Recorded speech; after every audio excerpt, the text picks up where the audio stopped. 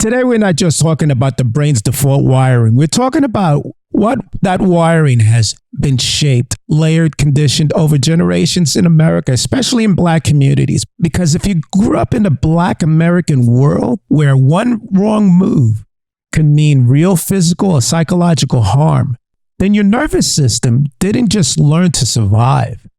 It learned to stay small, to play it safe, and to call that safety, wisdom. And even though the American environment has shifted, especially towards Black Americans, that mental wiring is still running. The brain was built to keep you safe, but especially for Black Americans, it was also trained to stay silent. Yes, we all have a brain that's biologically wired for survival, but for many Black households, the survival instructions weren't just biological, they were cultural. The generational conditioning sounded like, if you want to stay alive, you don't take too many risks, or be careful what you say, or if you're lucky enough to get a job, make sure it's secure, or be grateful you got anything. These weren't just lessons. They were protective strategies passed down with love, because survival was the goal, and in many Black households, it had to be. In those homes, growth often felt selfish. Dreams felt dangerous. Visibility felt threatening. And ambition, it could feel like betrayal. So when your brain fires off alarms as you try to grow, it's not just biology. It's an ancestral narrative baked in. Your nervous system is echoing generations who learned, often painfully, that standing out wasn't just risky, it was dangerous. The cost of safe living. Here's the quiet truth. In many Black households, playing it safe was the only option. But now, through repetition and conditioning, that safety has become a ceiling, a limit on personal growth. What began as physical protection is now a mental pattern. What began as wisdom is now a wall. What started as defense has become a limit.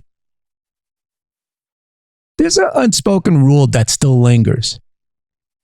Stay in line. Don't draw attention. Don't ask for too much. And that rule creates a deeply embedded belief. Black people like me aren't supposed to have more. That kind of success, that's not for us. This inner dialogue shapes a quiet but powerful identity, one that caps how far many Black people allow themselves to go. Now you know. Now you act. This episode is your line in the sand, because now you know your resistance isn't laziness. It's a mental legacy passed down unconsciously. It's not just fear. It's familiarity. It's not lack of potential. It's your brain doing what it was taught to do, protect you. But now, you don't have to stay there. You can override the pattern. You can interrupt the script. You can rewrite the ceiling. Because once you recognize the inherited limitations, you gain the power to break it. You are not betraying your Black American roots by growing. You're not dishonoring your people by shining. You're honoring them by showing what's now possible in America.